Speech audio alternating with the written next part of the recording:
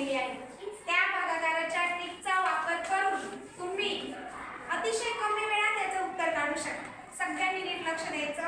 सर्वात आधी संख्या वाचा काय आहे ही 468 भागिले 2.